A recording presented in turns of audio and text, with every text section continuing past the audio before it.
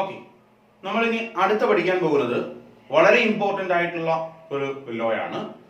വളരെ ഇമ്പോർട്ടന്റ് ആയിട്ട് നമ്മൾ ഫിസിക്സിൽ നമ്മൾ കൂളോംസ് ലോ, ഇപ്പോൾ ഇലക്ട്രോസ്റ്റാറ്റിക്സിൽ നമ്മൾ കൂളോംസ് ലോ പഠിച്ചതുപോലെ തന്നെ വളരെ ഇമ്പോർട്ടന്റ് ആയിട്ടുള്ള മറ്റൊരു ലോയിലേക്കാണ് നമ്മൾ വരുന്നത്. ആ ലോയുടെ പേര് ഗോസ് ലോ എന്നാണ്. ഇപ്പൊ ഗോസ് ലോ നമുക്ക് കൂളോംസ് ലോ അപ്ലൈ ചെയ്ത സന്ദർഭങ്ങളിലെല്ലാം തന്നെ ഗോസ് ലോ അപ്ലൈ ചെയ്യാൻ സാധിക്കും, എക്സെപ്റ്റ് വൺ കണ്ടീഷൻ. അപ്പൊ എന്താണ് ആ എക്സെപ്ഷൻ എന്ന് ചോദിക്കുമ്പോൾ, ഗോസ് ലോ അപ്ലൈ ചെയ്യാൻ സാധിക്കുന്നത് യൂണിഫോം ആൻഡ് സിമെട്രിക് ചാർജ് ഡിസ്ട്രിബ്യൂഷന്റെ കേസിൽ. യൂണിഫോം ആൻഡ് സിമെട്രിക്, ആ വാക്ക് ഓർത്തണം, symmetric. Uniform and symmetric charge ഡിസ്ട്രിബ്യൂഷന്റെ കേസിൽ നമുക്ക് ഉപയോഗിക്കാൻ സാധിക്കുന്ന ഇലക്ട്രിക് ഫീൽഡ് ഇന്റൻസിറ്റി ഒക്കെ കണ്ടുപിടിക്കാനായിട്ട് നമുക്ക് ഉപയോഗിക്കാൻ സാധിക്കുന്ന, നമ്മളെ ഹെൽപ്പ് ചെയ്യുന്ന ഒരു ലോ ആണ് ഗോസ് ലോ എന്ന് പറയുന്നത്. അപ്പോൾ കൂളോംസ് ലോ ഉപയോഗിച്ച് വന്ന എല്ലാ സന്ദർഭങ്ങളിലും നമുക്ക് ഉപയോഗിക്കാൻ സാധിക്കും. സിമെട്രിക് ചാർജ് ഡിസ്ട്രിബ്യൂഷന്റെ കേസിലാണ് ഇത് ആപ്ലിക്കബിൾ ആവുന്നത്. ഇപ്പൊ സിമെട്രിക് ചാർജ് ഡിസ്ട്രിബ്യൂഷൻ എന്ന് പറയുമ്പോൾ, ഇപ്പൊ സിമെട്രി എന്ന് പറയുമ്പോൾ നമുക്കറിയാം ബോഡി, നമ്മുടെ ബോഡി സിമെട്രിയാണ്, സിമെട്രിക്കലാണ്.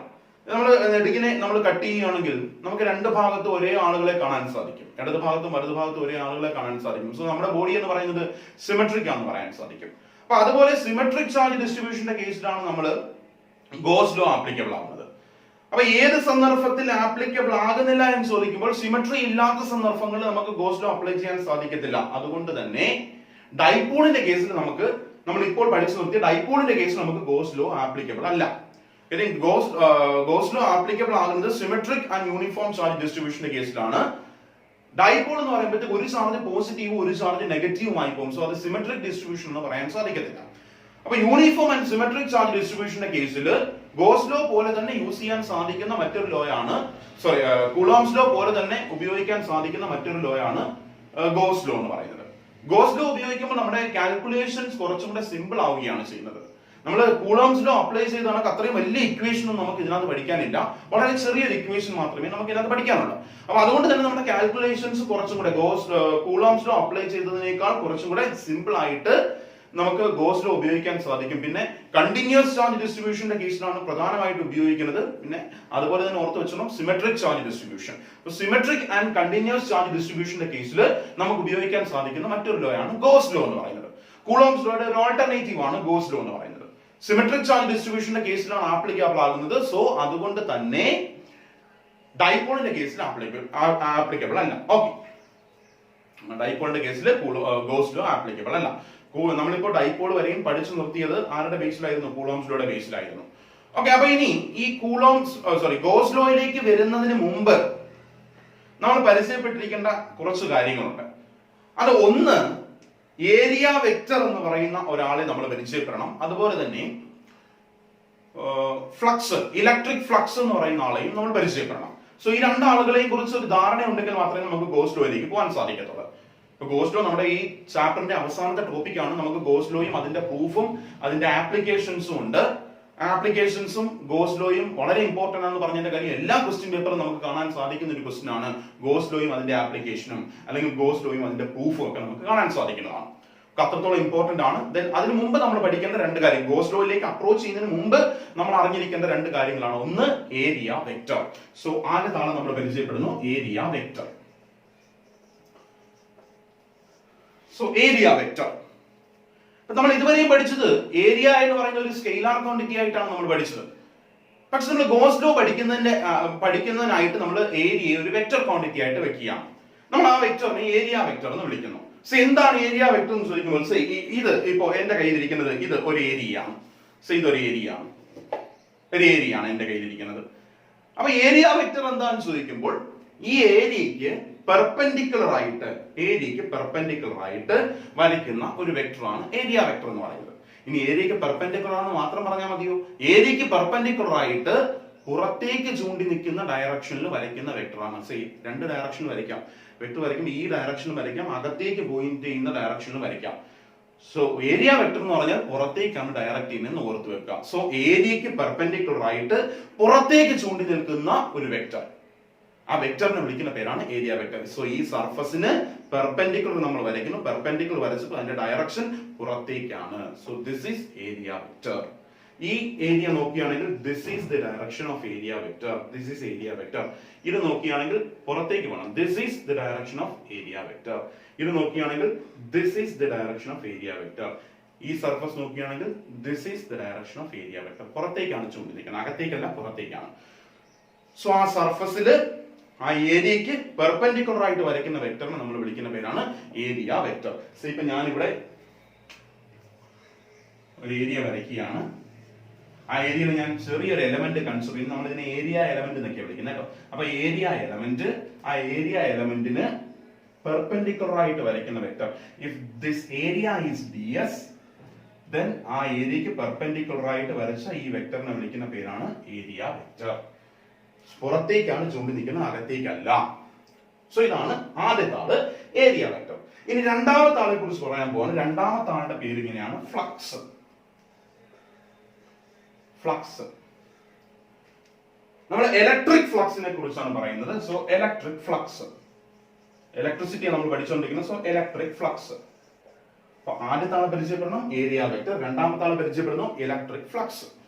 ഇപ്പൊ ഇലക്ട്രിക് ഫ്ലക്സ് എന്താണെന്ന് ചോദിക്കുന്നത്, നമുക്കറിയാം ഈ ലൈൻ ഓഫ് ഫോഴ്സ് എന്ന് പറയുന്നത് നമുക്ക് കണ്ണുകൊണ്ട് കാണാൻ സാധിക്കാത്ത ഇലക്ട്രിക് ഫീൽഡിനെയും മാഗ്നറ്റിക് ഫീൽഡിനെയും വിഷ്വലൈസ് ചെയ്യാൻ വേണ്ടി വരച്ച ഇമാജിനറി ലൈനെ നമ്മൾ വിളിച്ച പേരാണ് line of force.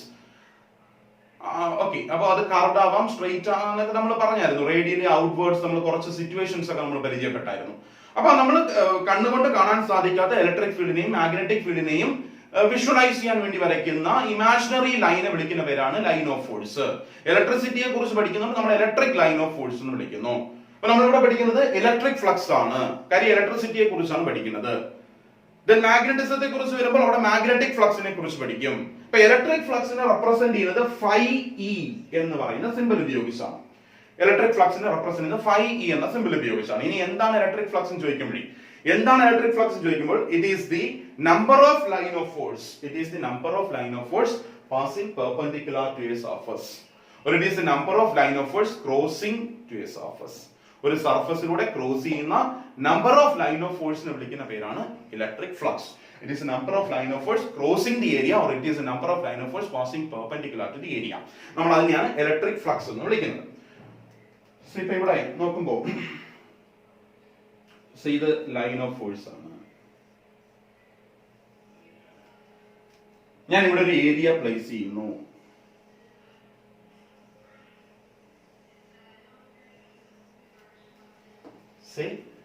Line of force, ഞാൻ ഒരു ഏരിയ പ്ലേസ് ചെയ്തു. ഈ ഏരിയയിലൂടെ പാസ് ചെയ്ത number of line of force, cross ചെയ്ത് പോയ number of line of force, അതിനെയാണ് നമ്മൾ ഫ്ലക്സ് എന്ന് വിളിക്കാൻ ഉദ്ദേശിക്കുന്നത്. നമ്മളിവിടെ ഇലക്ട്രിസിറ്റിയെ കുറിച്ച് പഠിക്കുന്നതുകൊണ്ട് ഞാൻ പറയാണ്, this flux is called electric flux. നമ്മൾ ഇതിനെ വിളിക്കുന്ന പേരാണ് electric flux. So the number of line of force crossing the area is called electric flux. Represent ചെയ്യുന്ന സിമ്പിൾ ഏതാണെന്ന് ചോദിക്കുമ്പോൾ phi e എന്ന് പറയുന്ന സിമ്പിൾ ഉപയോഗിച്ചാണ് റെപ്രസെന്റ് ചെയ്യുന്നത്. ഇനി ഞാൻ ഇവിടെ ഒരു ഫീൽഡ് വരച്ചു. ഞാൻ വീണ്ടും ഒരാളെ വരയ്ക്കുക.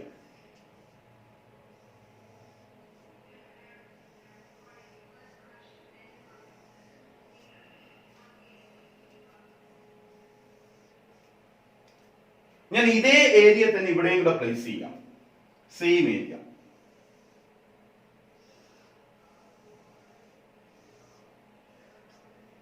സെയിം ഏരിയ ഞാൻ ഇവിടെയും പ്ലേസ് ചെയ്തു. സോ ഇതൊരു ഇലക്ട്രിക് ഫീൽഡ് ആണ്, ഇതൊരു ഇലക്ട്രിക് ഫീൽഡ് ആണ്. അപ്പൊ ഏത് ഇലക്ട്രിക് ഫീൽഡിന്റെ സ്ട്രെങ്ത് ആണ് കൂടുതൽ ചോദിച്ചാൽ നിങ്ങൾക്ക് പറയാൻ സാധിക്കും. ഏത് ഇലക്ട്രിക് ഫീൽഡിന്റെ സ്ട്രെങ്ത് ആണ് കൂടുതൽ? ലൈൻ ഓഫ് ഫോഴ്സ് എവിടെയാണോ കൂട്ടമായി കാണപ്പെടുന്നത് അവിടെ ഇലക്ട്രിക് ഫീൽഡിന്റെ സ്ട്രെങ്ത് കൂടുതലായിരിക്കും. സോ ഇത് ഇലക്ട്രിക് ഫീൽഡിന്റെ സ്ട്രെങ്ത് കൂടിയ ഒരു ഇലക്ട്രിക് ഫീൽഡ് സ്ട്രെങ്ത് കൂടിയ ഇലക്ട്രിക് ഫീൽഡ് ആണ് ഈ വരച്ചിരിക്കുന്നത്. ഇത് സ്ട്രെങ്ത് കുറഞ്ഞ ഒരു ഇലക്ട്രിക് ഫീൽഡ് ആണ്. കാരണം ഇവിടെ അകന്നാണ് കാണുന്നത് ലൈൻ ഓഫ് ഫോഴ്സ്, ഇവിടെ അടുത്തടുത്താണ് കാണുന്നത്. So electric flux എന്താണെന്ന് ചോദിക്കുമ്പോൾ it is the number of line of force crossing the area. ആ ഏരിയയിലൂടെ കടന്നുപോയ number of line of force, or it is the number of line of force passing perpendicular to the area. It is number of line of force crossing the area. ഒരു ഏരിയയിലൂടെ കടന്നുപോയ number of line of force, ആ line of ഫോഴ്സിനെ വിളിക്കുന്ന പേരാണ്, number of line of ഫോഴ്സിനെ വിളിക്കുന്ന പേരാണ് electric flux. Okay, അപ്പോൾ electric flux, it is the number of line of force crossing the area. അപ്പൊ ഇവിടെ നോക്കിയപ്പോൾ എവിടെ ഫ്ലക്സ് കൂടുതൽ എവിടെ ഫ്ലക്സ് കുറവാണെന്ന് പറയാൻ സാധിക്കും. ഇവിടെ നോക്കിയപ്പോൾ 3 ലൈൻ ഓഫ് ഫോഴ്സ് മാത്രമേ പാസ് ചെയ്തിട്ടുള്ളൂ. ഇവിടെ നോക്കിയപ്പോൾ 1 2 3 4 5 ലൈൻ ഓഫ് ഫോഴ്സ് പാസ് ചെയ്തിട്ടുണ്ട്. അപ്പൊ നമുക്ക് പറയാം ഫസ്റ്റ് കേസിൽ ഫ്ലക്സ് കുറവാണ്, സെക്കൻഡ് കേസിൽ ഫ്ലക്സ് കൂടുതലാണ്. ബിക്കോസ് ഇവിടെ കൂടുതൽ ലൈൻ ഓഫ് ഫോഴ്സ് പാസ് ചെയ്തിട്ടുണ്ട്, ഇവിടെ ആണെങ്കിൽ കുറച്ച് ലൈൻ ഓഫ് ഫോഴ്സ് മാത്രമേ പാസ് ചെയ്തിട്ടുള്ളൂ. അപ്പൊ ഇനി നമ്മൾ ഡിസ്കസ് ചെയ്യാൻ പോകുന്നത് ഈ ഫ്ലക്സിനെ സ്വാധീനിക്കുന്നത് ആരൊക്കെയാണ്, ഫ്ലക്സിനെ സ്വാധീനിക്കുന്ന ഘടകങ്ങൾ ആരൊക്കെയാണ് എന്നാണ് നമ്മൾ ഡിസ്കസ് ചെയ്യാൻ പോകുന്നത്. ഇലക്ട്രിക് ഫ്ലക്സ് എന്താണെന്ന് ചോദിക്കുമ്പോൾ it is the number of line of force crossing the area. ആ ഏരിയയിലൂടെ കടന്നു പോകുന്ന നമ്പർ ഓഫ് ലൈൻ ഓഫ് ഫോഴ്സിനെ വിളിക്കുന്ന പേരാണ് ഇലക്ട്രിക് ഫ്ലക്സ്. അപ്പൊ ആ ഫ്ലക്സിനെ ഡിപ്പെൻഡ് ചെയ്യുന്ന ഫാക്ടേഴ്സ് ആണ് നമ്മൾ ഡിപ്പെൻഡ് ചെയ്യാൻ പോകുന്നത്, പഠിക്കാൻ പോകുന്നത്. So factors affecting electric flux. അതിനുവേണ്ടി ഞാനൊരു എക്സാമ്പിൾ പറഞ്ഞുതരാം. ഈ ഫാക്ടേഴ്സ് അഫക്റ്റിംഗ് ഇലക്ട്രിക് ഫ്ലക്സ് പഠിക്കാനായിട്ട് ഞാൻ പറയുകയാണ്, നിങ്ങൾ ഇപ്പോൾ ഇരിക്കുന്നത് ഒരു റൂമിനകത്താണ്. നിങ്ങൾ ഇപ്പോൾ ഇരിക്കുന്ന റൂമിനകത്ത് ഒരു വിൻഡോ ഉണ്ടെന്ന് വിചാരിക്കുക. നിങ്ങൾ ആ വിൻഡോയിലൂടെ എയർ അകത്തേക്ക് കടന്നു വരുന്നതായിട്ട് ആലോചിക്കുക. ഞാൻ അകത്തേക്ക് കടന്നു വരുന്ന എയറിനെയാണ് ഞാൻ ഫ്ലക്സ് ആയിട്ട് കണക്കാക്കാൻ പോകുന്നത്. ഓക്കെ, എക്സാമ്പിൾ ഇങ്ങനെയാണ്. നിങ്ങൾ ഇരിക്കുന്ന റൂമിനകത്ത് ഒരു ജനലുണ്ട്, ആ ജനലിലൂടെ അകത്തേക്ക് എയർ കടന്നു വരുന്നുണ്ട്. അപ്പൊ ആ എയറിനെയാണ് ഞാൻ ഫ്ലക്സ് ആയിട്ട് വിളിക്കാൻ ഉദ്ദേശിക്കുന്നത്. അപ്പൊ ഓക്കെ, ഞാൻ എന്താണ് അല്ലെങ്കിൽ ഫ്ലക്സിനെ ആശ്രയിച്ചിരിക്കുന്നത് ആരൊക്കെയാണ്, ഫ്ലക്സിനെ ഡിപ്പെൻഡ് ചെയ്യുന്ന ഫാക്ടേഴ്സ് എന്ന് പറയാൻ പോവുകയാണ്. ഫ്ലക്സിനെ ഡിപ്പെൻഡ് ചെയ്യുന്ന അല്ലെങ്കിൽ ഫ്ലക്സിനെ അഫക്ട് ചെയ്യുന്ന ഫാക്ടേഴ്സ് ആരൊക്കെയാണ് നോക്കി. നിങ്ങളുടെ റൂമിനകത്ത് ഒരു ജനലുണ്ട്, ആ ജനലിലൂടെ അകത്തേക്ക് എയർ കയറി വരുന്നു. എപ്പോഴാണ് കൂടുതൽ എയർ കയറി വരാൻ സാധ്യതയുള്ളത്? നിങ്ങളുടെ ജനലിന്റെ ഏരിയ കുറവാകുമ്പോഴാണോ, നിങ്ങളുടെ ജനലിന്റെ ഏരിയ കൂടുതലാകുമ്പോഴാണോ കൂടുതൽ എയർ അകത്തേക്ക് കടന്നു വരുന്നത്? ജനലിന്റെ ഏരിയ കൂടുതലാവുമ്പോഴാണ്. കൂടുതൽ ഏരിയ ഉണ്ടെങ്കിൽ, നിങ്ങളുടെ ജനലിന് കൂടുതൽ ഏരിയ ഉണ്ടെങ്കിൽ കൂടുതൽ എയർ അകത്തേക്ക് കടന്നു വരും. അപ്പൊ അതുപോലെ തന്നെയാണ് ഫ്ലക്സും. ഏരിയ കൂടുതലാണെങ്കിൽ കൂടുതൽ ലൈൻ ഓഫ് ഫോഴ്സ് അതിലൂടെ പാസ് ചെയ്യും. ഇപ്പൊ ഇതൊരു വലിയ ഏരിയ ആണ്, ഇതൊരു ചെറിയ ഏരിയ ആണ്. ചെറിയ ഏരിയ ആയപ്പോൾ ഒരു ലൈൻ ഓഫ് ഫോഴ്സ് മാത്രമേ പാസ് ചെയ്തുള്ളൂ, വലിയ ഏരിയ ആയപ്പോൾ കൂടുതൽ ലൈൻ ഓഫ് ഫോഴ്സ് പാസ് ചെയ്തിട്ടുണ്ട്. സോ ഫ്ലക്സിനെ അഫക്ട് ചെയ്യുന്ന ഒന്നാമത്തെ ഫാക്ടർ എന്ന് പറയുന്നത് ഏരിയയാണ്. നമ്മുടെ ഏരിയയാണ് ഫ്ലക്സിനെ അഫക്ട് ചെയ്യുന്ന ഒന്നാമത്തെ ഫാക്ടർ, ഏരിയ. ഞാൻ നേരത്തെ ഏരിയ ds എന്ന് പറഞ്ഞ, സോ ഏരിയ ds ഒന്നാമത്തെ ഫാക്ടർ, ഫ്ലക്സിനെ അഫക്ട് ചെയ്യുന്ന ഒന്നാമത്തെ ഫാക്ടർ ഏരിയ ആണ്. ഇനി നല്ല കൊടുങ്കാറ്റുള്ള സമയത്ത്, നല്ല കാറ്റ് വീശിക്കൊണ്ടിരിക്കുന്ന സമയത്താണോ അതോ ചെറുതായിട്ട് കാറ്റ് വീശുമ്പോഴാണോ കൂടുതൽ എയർ അകത്തേക്ക് കയറുന്നത്? നല്ല കാറ്റ് വീശുമ്പോഴാണ്. നല്ല കാറ്റ് വീശുമ്പോൾ നിങ്ങളുടെ റൂമിനകത്തേക്ക് ആ ഏരിയയിലൂടെ കൂടുതൽ എയർ അകത്തേക്ക് കടന്നു വരും. അപ്പൊ അത് അടുത്ത ആളാണ്. നമ്മളിവിടെ കാറ്റ് എന്ന് പറയുന്നതിന് പകരം ഇലക്ട്രിക് ഫീൽഡ് ഇന്റൻസിറ്റി ആണ് ഉപയോഗിക്കാൻ പോകുന്നത്. സോ ഇലക്ട്രിക് ഫീൽഡ് ഇന്റൻസിറ്റി, ഇത് ഇവിടെ ഇലക്ട്രിക് ഫീൽഡ് ഇന്റൻസിറ്റി കൂടുതലാണ്, ഇവിടെ ഇലക്ട്രിക് ഫീൽഡ് ഇന്റൻസിറ്റി കുറവാണ്. ഒരേ ഏരിയ പ്ലേസ് ചെയ്തിരിക്കുന്നു. അപ്പൊ ഇലക്ട്രിക് ഫീൽഡ് ഇന്റൻസിറ്റി കൂടുതലുള്ളിടത്താണ് കൂടുതൽ ലൈൻ ഓഫ് ഫോഴ്സ് പാസ് ചെയ്തിരിക്കുന്നത്, കൂടുതൽ ഫ്ലക്സ്. ഇലക്ട്രിക് ഫീൽഡ് ഇന്റൻസിറ്റി കുറവുള്ളിടത്ത് കുറച്ച് ലൈൻ ഓഫ് ഫോഴ്സ് മാത്രമേ പാസ് ചെയ്തിട്ടുള്ളൂ, സോ അവിടെ ഫ്ലക്സ് കുറവാണ്. അപ്പൊ ഫ്ലക്സിനെ അഫക്ട് ചെയ്യുന്ന രണ്ടാമത്തെ ഫാക്ടർ ആണ് intensity of electric field. Intensity of electric field E. ഫ്ലക്സിനെ അഫക്ട് ചെയ്യുന്ന ഒന്നാമത്തെ ഫാക്ടർ ഏരിയ ആണ്. ഫ്ലക്സിനെ അഫക്ട് ചെയ്യുന്ന രണ്ടാമത്തെ factor intensity of electric field ആണ്. ഇനി മൂന്നാമത്തെ ആളെ കൂടെ പരിചയപ്പെടാം. മൂന്നാമത്തെ ആള് ഇതാണ് നമ്മുടെ ഏരിയ. ഇതാണ് നമ്മുടെ ഏരിയ. എയർ ഈ ഡയറക്ഷനിൽ, അതായത് നമ്മുടെ ഏരിയക്ക് പെർപെൻഡിക്കുലർ ആയിട്ട് എയർ കടന്നു പോയപ്പോഴാണ് കൂടുതൽ എയർ റൂമിനകത്തേക്ക് വന്നത്. ഏരിയക്ക് പെർപെൻഡിക്കുലർ ആയിട്ട് എയർ വരികയാണെങ്കിൽ കൂടുതൽ എയർ അകത്തേക്ക് കടന്നു വരും. ഏരിയക്ക് പാരലൽ ആയിട്ടാണ് എയർ മൂവ് ചെയ്യുന്നതെങ്കിൽ അകത്തേക്ക് എയർ ഒന്നും കയറത്തില്ല എന്ന് ഓർത്ത് വെക്കുക. ഏരിയക്ക് പെർപെൻഡിക്കുലർ ആയിട്ട് വന്നപ്പോഴാണ് കൂടുതൽ എയർ അകത്തേക്ക് കടന്നു വന്നത്. ഏരിയക്ക് പാരലൽ ആയിട്ടാണ് line of means air move ചെയ്യുന്നെങ്കിൽ കുറച്ച് എയർ മാത്രമേ റൂമിനകത്തേക്ക് കടന്നു വരത്തുള്ളൂ. സോ ഈ രണ്ടാളുകൾക്ക് ഏരിയ നമ്മൾ നോക്കി. അപ്പൊ ഇവിടെ ഒരു ആംഗിളിനെയും കൂടെ ഡിപ്പെൻഡ് ചെയ്യുന്നുണ്ട്. സോ മൂന്നാമത്തത് ഒരു ആംഗിളിനെ ഡിപ്പെൻഡ് ചെയ്ത് ആംഗിൾ തീറ്റ. ഇവിടെ ഒരു പ്രശ്നമുണ്ട്. ആംഗിൾ തീറ്റ ആർക്കൊക്കെ ഇടയിലുള്ള ആംഗിൾ ആണെന്ന് ചോദിക്കുമ്പോൾ angle theta between the area vector, that is ds. Angle theta between area vector and electric field intensity. Area vector ആണ്. ഏരിയ വെക്ടറിനും അതുപോലെ ഇലക്ട്രിക് ഫീൽഡ് ഇന്റൻസിറ്റിക്ക് ഇടയിലുള്ള ആംഗിൾ. ആ ആംഗിളും ആരെ അഫക്ട് ചെയ്യുന്ന ഫാക്ടർ ആണ്? നമ്മുടെ ഫ്ലക്സിനെ അഫക്ട് ചെയ്യുന്ന ഫാക്ടർ ആണ്. അപ്പൊ ഫ്ലക്സിനെ അഫക്ട് ചെയ്യുന്ന ഫാക്ടേഴ്സ് ആരൊക്കെയാണെന്ന് ചോദിക്കുമ്പോൾ ഒന്ന് ഏരിയ. കൂടുതൽ ഏരിയ ഉണ്ടെങ്കിൽ കൂടുതൽ എയർ അകത്തേക്ക് കടന്നു വരും. അതുപോലെ ഫ്ലക്സും കൂടുതൽ ഏരിയ ഉണ്ടെങ്കിൽ കൂടുതൽ ഫ്ലക്സ് പാസ് ചെയ്യും, കൂടുതൽ ലൈൻ ഓഫ് ഫോഴ്സ് പാസ് ചെയ്യും, അപ്പൊ അവിടെ കൂടുതലായിരിക്കും ഫ്ലക്സ്. അപ്പൊ ഫ്ലക്സിനെ അഫക്ട് ചെയ്യുന്ന ഒന്നാമത്തെ ഫാക്ടർ ഏരിയ ആണ്, രണ്ടാമത്തെ ഫാക്ടർ ഇലക്ട്രിക് ഫീൽഡ് ഇന്റൻസിറ്റി ആണ്, മൂന്നാമത്തെ ഫാക്ടർ ഒരു ആംഗിൾ ഉണ്ട്. ഞാൻ ഡയറക്ഷൻ കാണിച്ചു.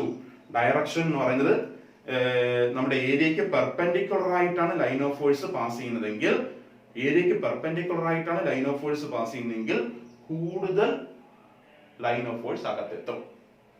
ഏരിയക്ക് പാരലൽ ആയിട്ടാണ് ലൈൻ ഓഫ് ഫോഴ്സ് പാസ് ചെയ്യുന്നതെങ്കിൽ കുറച്ച് ലൈൻ ഓഫ് ഫോഴ്സ് മാത്രമേ അകത്തെത്തത്തുള്ളൂ. So angle theta between ds and E area vector ആണ്, ഏരിയ അല്ല, ഏരിയ വെക്ടർ. ഏരിയ വെക്ടറിനും ഇലക്ട്രിക് ഫീൽഡ് ഇന്റൻസിറ്റിക്ക് ഇടയിലുള്ള ആംഗിളും ഫ്ലക്സിനെ അഫക്ട് ചെയ്യുന്ന ഫാക്ടറാണ്. ഓക്കെ, അങ്ങനെയാണെങ്കിൽ ഇവിടെ ചെറിയ കൺഫ്യൂഷൻ ഉണ്ടാവാൻ സാധ്യതയുള്ള ഒരു മേഖലയാണ്, അതുകൊണ്ടാണ് ഞാൻ വീണ്ടും പറയുന്നത്. മാക്സിമം ഫ്ലക്സ് എപ്പോഴാണ് പാസ് ചെയ്യുന്നത്? Maximum flux, maximum line of force എപ്പോഴാണ് പാസ് ചെയ്യുന്നത്? നമുക്ക് നോക്കാം. മാക്സിമം ഫ്ലക്സും മിനിമം ഫ്ലക്സും, മാക്സിമം ഫ്ലക്സും മിനിമം ഫ്ലക്സും. മാക്സിമം ഫ്ലക്സ് ആണെന്നുണ്ടെങ്കിൽ, മാക്സിമം ഫ്ലക്സ് ആണെന്നുണ്ടെങ്കിൽ ലൈൻ ഓഫ് ഫോഴ്സ് ഏരിയക്ക് പെർപെൻഡിക്കുലർ ആയിട്ട് പാസ് ചെയ്യണം. സോ മാക്സിമം ഫ്ലക്സ് എപ്പോഴാണ് കിട്ടുന്നതെന്ന് ചോദിച്ചാൽ line of force passing perpendicular to area. ഏരിയക്ക് പെർപെൻഡിക്കുലർ ആണെന്നേ പറഞ്ഞോളൂ. നമ്മൾ ഏരിയ വെക്ടറിനും ഇലക്ട്രിക് ഫീൽഡ് ഇന്റൻസിറ്റിക്ക് ഇടയിലുള്ള angle. Line of force passing perpendicular to area, അപ്പോഴാണ് മാക്സിമം ഫ്ലക്സ്. മിനിമം ഫ്ലക്സ് എപ്പോഴാണ്? ലൈൻ ഓഫ് ഫോഴ്സ്, ഇത് line of force passing parallel to the area. So minimum flux എപ്പോഴാണെന്ന് ചോദിക്കുമ്പോൾ line of force passing parallel to area. ഇനിയാണ് ആംഗിളിന്റെ case വരാൻ പോകുന്നത്. Perpendicular എന്ന് കേട്ടപ്പോൾ ഉടനെ നിങ്ങൾ 90 ഡിഗ്രി എന്ന് ചിന്തിച്ചു കളയരുത്. കാരണം നമുക്ക് ഏരിയക്കും ഇലക്ട്രിക് ഫീൽഡ് ഇന്റൻസിറ്റിക്ക് ഇടയിലുള്ള ആംഗിൾ അല്ല വേണ്ടത്, ഏരിയ വെക്ടറിനും ഇലക്ട്രിക് ഫീൽഡ് ഇന്റൻസിറ്റിക്ക് ഇടയിലുള്ള ആംഗിളാണ്. നോക്കി, നമ്മുടെ ഏരിയ വെക്ടറിന്റെ ഡയറക്ഷൻ എപ്പോഴും എങ്ങനെയായിരുന്നു? ഏരിയ വെക്ടറിന്റെ ഡയറക്ഷൻ എപ്പോഴും ഏരിയയിൽ നിന്നും പെർപെൻഡിക്കുലർ ആണ്. നമുക്ക് നമ്മുടെ മാക്സിമം ഫ്ലക്സ് എപ്പോഴാണെന്ന് ചോദിക്കുമ്പോൾ ലൈൻ ഓഫ് ഫോഴ്സ് ഏരിയക്ക് പെർപെൻഡിക്കുലർ ആയിട്ട് പാസ് ചെയ്യുന്നു. ലൈൻ ഓഫ് ഫോഴ്സ് ഇതാണ് ഏരിയ, ഏരിയക്ക് പെർപെൻഡിക്കുലർ ആയിട്ട് ലൈൻ ഓഫ് ഫോഴ്സ് പാസ് ചെയ്യുന്നു. ഏരിയ വെക്ടർ എന്ന് പറഞ്ഞാൽ ഏരിയക്ക് പെർപെൻഡിക്കുലർ ആയിട്ടാണ്. അപ്പൊ ഈ താഴെ കൊടുത്തിരിക്കുന്നത് ലൈൻ ഓഫ് ഫോഴ്സ് ആണ്, ഇത് ഏരിയ വെക്ടർ ആണ്. ഏരിയ വെക്ടർ എപ്പോഴും ഏരിയയിൽ നിന്നും പുറത്തേക്ക് ചൂണ്ടിരിക്കുന്ന ഡയറക്ഷൻ ആണ്. So line of force perpendicular ആയിട്ട് പാസ് ചെയ്തപ്പോഴാണ് മാക്സിമം ലൈൻ ഓഫ് ഫോഴ്സ് അകത്തേക്ക് കടന്നു വന്നത്. അപ്പൊ അവിടെ ഏരിയക്ക് പെർപെൻഡിക്കുലർ എന്ന് പറയാൻ സാധിക്കും, പക്ഷേ ഏരിയ വെക്ടറിനും ലൈൻ ഓഫ് ഫോഴ്സിനും ഇടയിലുള്ള ആംഗിൾ എത്ര ഡിഗ്രിയാ? ഇത് രണ്ടും പാരലൽ ആണ്. സോ 0 ഡിഗ്രി ആണ്. സോ തീറ്റ 0 ഡിഗ്രി ആണ്. പെർപെൻഡിക്കുലർ എന്ന് കണ്ടപ്പോൾ ഉടനെ 90 ഡിഗ്രി എന്ന് വിചാരിച്ച് കളയരുത്. കാരണം ഞാൻ ഒന്നുകൂടെ പറയുകയാണ്, ഇത് ഏരിയ ആണ്. ഏരിയക്ക് പെർപെൻഡിക്കുലർ ആയിട്ട് ലൈൻ ഓഫ് ഫോഴ്സ് വന്നപ്പോൾ ഇതിനകത്ത് അകത്തോട്ട് കയറ്റാൻ പറ്റാത്തപ്പോൾ ഞാൻ ഈ സൈഡിൽ കൂടെ കാണിക്കുന്നത്. സോ ഏരിയക്ക് പെർപെൻഡിക്കുലർ ആയിട്ട് ലൈൻ ഓഫ് ഫോഴ്സ് വന്നപ്പോഴാണ് കൂടുതൽ ലൈൻ ഓഫ് ഫോഴ്സ് അകത്തേക്ക് കയറി വന്നത്. അപ്പൊ ഏരിയക്ക് പെർപെൻഡിക്കുലർ ആയിട്ട് ഇങ്ങനെ പോയിരിക്കുന്നത്. ഇനി ഏരിയ വെക്ടറിന്റെ ഡയറക്ഷൻ എപ്പോഴും ഏരിയക്ക് പെർപെൻഡിക്കുലർ ആയിട്ടാണ്. ഏരിയക്ക് പെർപെൻഡിക്കുലർ ആയിട്ട് ഏരിയയിൽ നിന്ന് പുറത്തേക്ക് പോകുന്ന direction. So area vector ds എന്ന് പറയുന്ന ഏരിയ വെക്ടറിനും ഇലക്ട്രിക് ഫീൽഡ് ഇന്റൻസിറ്റിക്ക് ഇടയിലുള്ള ആംഗിൾ എത്ര ഡിഗ്രി ആണെന്ന് ചോദിച്ചാൽ 0 ഡിഗ്രി ആണ്. സോ തീറ്റ 0 ഡിഗ്രി ആണ്. ഇനി ലൈൻ ഓഫ് ഫോഴ്സ് ഇപ്പൊ എങ്ങനെയാ? നമ്മൾ ലൈൻ ഓഫ് ഫോഴ്സ് ഇങ്ങനെ വരച്ചിരിക്കുന്നു, ഇതിന് പെർപെൻഡിക്കുലർ ആയിരിക്കണം ഏരിയ എന്ന് പറയുന്നത് മാക്സിമം ഫ്ലക്സ് കിട്ടാനായിട്ട്. ഇതാണ് മാക്സിമം ഫ്ലക്സ്. തീറ്റ 0 ഡിഗ്രി. എങ്ങനെ തീറ്റ 0 ഡിഗ്രി? ഇത് ഏരിയ എലമെന്റ് ആണെങ്കിൽ ആ ഏരിയ എലമെന്റിൽ നിന്നും, ഇത് ഇലക്ട്രിക് ഫീൽഡ് ഇന്റൻസിറ്റിയുടെ ഡയറക്ഷൻ, ഏരിയ എലമെന്റിൽ നിന്നും പെർപെൻഡിക്കുലർ ആയിട്ട് വരയ്ക്കുന്നതാണ് area vector. So this is ds. ds ന് ഈക്ക് ഇടയിലുള്ള ആംഗിൾ 0 ഡിഗ്രി ആണ്. ഇനി മിനിമം ഫ്ലക്സ് എപ്പോഴാണ് ചോദിക്കുമ്പോൾ ലൈൻ ഓഫ് ഫോഴ്സ് ഇങ്ങനെ പോയിക്കൊണ്ടിരിക്കുകയാണ്. ലൈൻ ഓഫ് ഫോഴ്സ് ഇങ്ങനെ പോയിക്കൊണ്ടിരിക്കുകയാണ്. അതിന് ലൈൻ ഓഫ് ഫോഴ്സ് ഇപ്പൊ ഇതാണ് ലൈൻ ഓഫ് ഫോഴ്സ് വിചാരിക്കുക. ലൈൻ ഓഫ് ഫോഴ്സ് ഈ പോകുന്നതെന്ന് വിചാരിക്കുക. ലൈൻ ഓഫ് ഫോഴ്സിന് പാരലൽ ആയിരിക്കണം ഏരിയ എന്ന് പറയുന്നത്. ലൈൻ ഓഫ് ഫോഴ്സിന് പാരലൽ ആയിട്ടാണ് ഏരിയ കിടക്കുന്നത്. അപ്പോൾ ഏരിയ വെക്ടറിനും ലൈൻ ഓഫ് ഫോഴ്സിനും ഇടയിലുള്ള ആംഗിൾ എത്ര ഡിഗ്രിയാണ്? 90 ഡിഗ്രിയാണ്. ഇത് ഏരിയ വെക്ടർ. അപ്പൊ ഏരിയ വെക്ടറിനും ലൈൻ ഓഫ് ഫോഴ്സിനും ഇടയിലുള്ള ആംഗിൾ 90 ഡിഗ്രിയാണ്. സോ ഇവിടെ ഏരിയ എന്ന് പറയുന്നത് ലൈൻ ഓഫ് ഫോഴ്സിന് പാരലൽ ആയിട്ടാണ് കിടക്കുന്നത്. ഏരിയ വെക്ടർ ഇതാണ്. ഏരിയ വെക്ടറിനും ലൈൻ ഓഫ് ഫോഴ്സിനും ഇടയിലുള്ള ആംഗിൾ 90 ഡിഗ്രിയാണ്. അപ്പൊ തീറ്റ 90 ഡിഗ്രി. അപ്പൊ അതൊന്ന് ഓർത്ത് വെച്ചോണം. എപ്പോഴാണ് മാക്സിമം ഫ്ലക്സ്, എപ്പോഴാണ് മിനിമം ഫ്ലക്സ്? മാക്സിമം ഫ്ലക്സ് ആണെങ്കിൽ ലൈൻ ഓഫ് ഫോഴ്സ് ഏരിയക്ക് പെർപെൻഡിക്കുലർ ആയിട്ട് പോകുന്നു. ഏരിയക്ക് പെർപെൻഡിക്കുലർ, ബട്ട് ഏരിയ വെക്ടറിനും ലൈൻ ഓഫ് ഫോഴ്സിനും ഇടയിലുള്ള ആംഗിൾ, ഇത് ഏരിയ വെക്ടർ, ഏരിയ വെക്ടറിനും ലൈൻ ഓഫ് ഫോഴ്സിനും ഇടയിലുള്ള ആംഗിൾ 0 ഡിഗ്രിയാണ്. രണ്ടും പാരലൽ ആണ്. മിനിമം ഫ്ലക്സ് എപ്പോഴാണെന്ന് വെച്ചാൽ ഏരിയ ലൈൻ ഓഫ് ഫോഴ്സ് ഏരിയക്ക് പാരലൽ ആയിട്ട് പാസ് ചെയ്യുന്നു. ഇത് ഏരിയ വെക്ടർ. ഏരിയ വെക്ടറിനും ലൈൻ ഓഫ് ഫോഴ്സിനും ഇടയിലുള്ള ആംഗിൾ എത്ര ഡിഗ്രിയാണെന്ന് ചോദിക്കുമ്പോൾ 90 ഡിഗ്രി. ഓക്കെ, അപ്പൊ അതൊന്ന് ഓർത്ത് വെച്ചോണേ. ഇനി നമ്മൾ ഇതിന്റെ ഇക്വേഷനിലേക്ക് വരികയാണ്. തീറ്റ 0 ആയപ്പോൾ മാക്സിമം, തീറ്റ 90 ആയപ്പോൾ മിനിമം. അത് കോസ് ആണ് പറയുന്നത്. തീറ്റ 0 മാക്സിമവും തീറ്റ 90 മിനിമവും, അത് കോസിന്റെ കാര്യമാണ് പറയുന്നത്. സോ ഇക്വേഷൻ എഴുതാം. Electric flux phi is equal to electric field ഇന്റൻസിറ്റിയെ ഡിപെൻഡ് ചെയ്യും, ഏരിയയെ ഡിപെൻഡ് ചെയ്യും, EDS cos തീറ്റ. ഇത് രണ്ടും വെക്ടർ ആണ്. കോസ് തീറ്റയും കൂടെ ചേർന്ന് വരുമ്പോൾ നമുക്ക് പറയാൻ സാധിക്കും അത് ഡോട്ട് പ്രോഡക്റ്റ് ആണ്. So phi is equal to E dot ds. ഇതാണ് ഫ്ലക്സിന്റെ equation. phi is equal to, ഇവിടെ ചെറിയ ഏരിയ ആയതുകൊണ്ട് എനിക്ക് d phi e എന്ന് കൊടുക്കാം. d phi is equal to electric field intensity E into ds. ഇനി ഇതിന്റെ യൂണിറ്റ് നോക്കാം. യൂണിറ്റ് എന്താണെന്ന് ചോദിക്കുന്നത്, ഇത് ഡോട്ട് പ്രോഡക്റ്റ് ആയതുകൊണ്ട് രണ്ട് വെക്ടറിന്റെ ഡോട്ട് പ്രോഡക്റ്റ് എടുക്കുമ്പോൾ ഉത്തരം കിട്ടുന്നത് സ്കെയിലാർ ക്വാണ്ടിറ്റി ആയിരിക്കും. അപ്പൊ അവിടെ നമുക്ക് ഒന്നാമത്തെ പോയിന്റ് പറയാം, ഫ്ലക്സ് എന്ന് പറയുന്നത് സ്കെയിലാർ ക്വാണ്ടിറ്റി ആണ്. ഡോട്ട് പ്രോഡക്റ്റ് എടുക്കുമ്പോൾ കിട്ടുന്നത് ആൻസർ സ്കെയിലാർ ആണ്. അപ്പൊ രണ്ട് വെക്ടറിന്റെ ഡോട്ട് പ്രോഡക്റ്റ് എടുത്തിരിക്കുന്നു. സോ നമ്മുടെ ഫ്ലക്സ് കിട്ടിയിരിക്കുന്നത് ഇലക്ട്രിക് ഫീൽഡ് ഇന്റൻസിറ്റിയുടെയും ഏരിയ വെക്ടറിന്റെയും ഡോട്ട് പ്രോഡക്റ്റ് എടുത്തപ്പോഴാണ്. രണ്ട് വെക്ടറിന്റെ ഡോട്ട് പ്രോഡക്റ്റ് എന്ന് പറയുന്നത് എപ്പോഴും സ്കെയിലാർ ക്വാണ്ടിറ്റി ആയിരിക്കും. സോ നമ്മുടെ ഫ്ലക്സും സ്കെയിലാർ ക്വാണ്ടിറ്റി ആണ്. ഇനി ഫ്ലക്സിന്റെ യൂണിറ്റ് നോക്കാം. ഫ്ലക്സിന്റെ യൂണിറ്റ്, ഇലക്ട്രിക് ഫീൽഡ് ഇന്റൻസിറ്റിയുടെ unit newton per coulomb, or newton coulomb raise to -1. ഏരിയയുടെ unit metre square. So unit എന്താണെന്ന് ചോദിക്കുമ്പോൾ unit newton metre square coulomb raise to -1. ഇതാണ് യൂണിറ്റ് എന്ന് പറയുന്നത്. Newton metre square coulomb raise to -1 ആണ് unit എന്ന് പറയുന്നത്. ഡൈമെൻഷൻ കൂടെ പറഞ്ഞുതരാം. ഡൈമെൻഷൻ കൂടെ പറഞ്ഞുതരാം.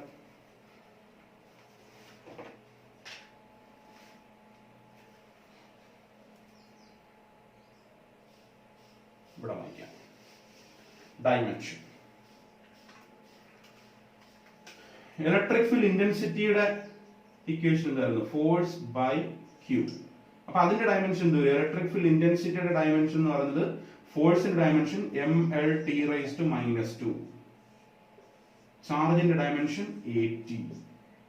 മുകളിൽ പോകുമ്പോൾ ഇലക്ട്രിക് ഫീൽഡ് ഇന്റൻസിറ്റിയുടെ ഡയമെൻഷൻ കിട്ടും mLt റൈസ് ടു -2. ഇതങ്ങ് മുകളിൽ വരുമ്പോൾ t റൈസ് ടു -1 ആവും. So mLt raise to -3 a raise to -1. ഇത് ഇലക്ട്രിക് ഫീൽഡ് ഇന്റൻസിറ്റിയുടെ ഡയമെൻഷൻ ആണ്.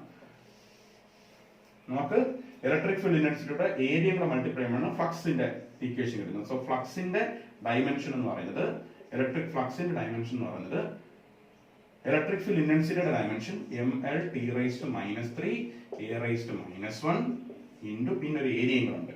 ഏരിയയുടെ ഡയമെൻഷൻ L സ്ക്വയർ ആണ്. അത് നോക്കാം. ഫ്ലക്സിന്റെ ഡയമെൻഷൻ എന്ന് പറയുന്നത് m L സ്ക്വയർ ഉണ്ട്, L cube t raised to -3 a raised to -1 is the dimension of electric flux. അപ്പോൾ ഫ്ലക്സ് ഒരു സ്കെയിലാർ ക്വാണ്ടിറ്റി ആണ്. ഫ്ലക്സിന്റെ unit newton metre square coulomb raise to -1 ആണ്. Newton metre square coulomb raise to -1 ആണ് ഫ്ലക്സിന്റെ unit എന്ന് പറയുന്നത്. അതുപോലെ ഒരു കാര്യം കൂടെ ഓർത്ത് വെക്കുക, ഫ്ലക്സിന്റെ dimension mL cube t raised to -3 a raised to -1. Flux മാക്സിമവും ഫ്ലക്സ് മിനിമവും ഓർത്ത് വെച്ചോണം. ഫ്ലക്സ് മാക്സിമം ആവുന്ന എപ്പോഴാണെന്ന് ചോദിക്കുമ്പോൾ ദിസ് ഇസ് ഏരിയ. ആ ഏരിയക്ക് പെർപെൻഡിക്കുലർ ആയിട്ട് ലൈൻ ഓഫ് ഫോഴ്സ് പാസ് ചെയ്യും, അപ്പോഴാണ് മാക്സിമം ഫ്ലക്സ്. നിങ്ങളുടെ വിൻഡോയ്ക്ക് പെർപെൻഡിക്കുലർ ആയിട്ട് എയർ വന്നപ്പോഴാണ് മാക്സിമം എയർ അപ്പുറത്തെത്തിയത്. സോ ലൈൻ ഓഫ് ഫോഴ്സ് ഏരിയക്ക് പെർപെൻഡിക്കുലർ ആയിട്ട് വന്നു. ലൈൻ ഓഫ് ഫോഴ്സ് ഏരിയക്ക് പെർപെൻഡിക്കുലർ ആയിട്ട് വന്നപ്പോഴാണ് മാക്സിമം ഫ്ലക്സ് എന്ന് പറയുന്നത്. സോ ലൈൻ ഓഫ് ഫോഴ്സ് ഏരിയക്ക് പെർപെൻഡിക്കുലർ ആയിട്ട് വന്നപ്പോഴാണ് maximum line of force pass ചെയ്തത്. അപ്പൊ ഇനി ഏരിയ വെക്ടറിനും, ഇതാണ് ഏരിയ വെക്ടർ, ഏരിയക്ക് പെർപെൻഡിക്കുലർ ആയിട്ട് വരയ്ക്കുന്നത്. ഏരിയ വെക്ടറിനും ലൈൻ ഓഫ് ഫോഴ്സിനും ഇടയിലുള്ള ആംഗിൾ എത്ര ഡിഗ്രി ആണെന്ന് ചോദിക്കുമ്പോൾ 0 ഡിഗ്രി. നേരെ തിരിച്ച് ഏരിയ ലൈൻ ഓഫ് ഫോഴ്സ് ഏരിയക്ക് പാരലൽ ആയിട്ട് പോകുന്നു. ഏരിയ വെക്ടറിനും ഇപ്പോഴാണ് മിനിമം ഫ്ലക്സ്, അകത്തേക്ക് കയറൊന്നും കയറുന്നില്ല. സോ മിനിമം ഫ്ലക്സ് ഇത് ഏരിയ വെക്ടർ ഏരിയന്ന് പെർപെൻഡിക്കുലർ ആയിട്ട് പുറത്തേക്ക് വരയ്ക്കുന്നു. സോ ആംഗിൾ എത്ര ഡിഗ്രി ആണെന്ന് ചോദിക്കുമ്പോൾ 90 ഡിഗ്രിയാണ്. ഓക്കെ, അപ്പൊ നമ്മുടെ ഫ്ലക്സിന്റെ ഇക്വേഷൻ എന്താണെന്ന് ചോദിക്കുമ്പോൾ flux phi is equal to E dot ds. അപ്പൊ ടോട്ടൽ ഫ്ലക്സ് എന്താണെന്ന് ചോദിക്കുമ്പോൾ ടോട്ടൽ ഫ്ലക്സ്, ഇതിപ്പോ ചെറിയ ഏരിയയിലൂടെയുള്ള ഫ്ലക്സ് ആണ്. ഇത് ചെറിയ ഏരിയ ds എന്ന് പറയുന്ന ഏരിയയിലൂടെയുള്ള ഫ്ലക്സ് ആണ്. ഇവിടെയും ds എന്ന് പറയുന്ന ഏരിയയിലൂടെ ഫ്ലക്സ് ആണ്. അപ്പൊ ടോട്ടൽ ഫ്ലക്സ് എന്താണെന്ന് ചോദിക്കുമ്പോൾ ടോട്ടൽ ഫ്ലക്സിനെ കണ്ടുപിടിക്കാനായിട്ട് total flux phi is equal to ഈ വാല്യൂനെ ഇന്റഗ്രേറ്റ് ചെയ്താൽ മതി. So closed integral E dot ds വായിക്കുന്ന എങ്ങനെയാണ്? Closed integral E dot ds. ആ സർഫസ് മൊത്തത്തിലുള്ള കാര്യം നമ്മൾ പറഞ്ഞത്. ഇനി ക്ലോസ്ഡ് സർഫസ് എന്താണെന്നൊക്കെയുള്ള നമ്മൾ ഇനി അടുത്ത അതിലേക്ക് വരുമ്പോൾ പറയും. സോ ഫ്ലക്സിന്റെ equation phi is equal to closed integral E dot ds. d phi is equal to E dot ds. Total flux phi is equal to closed integral E dot ds.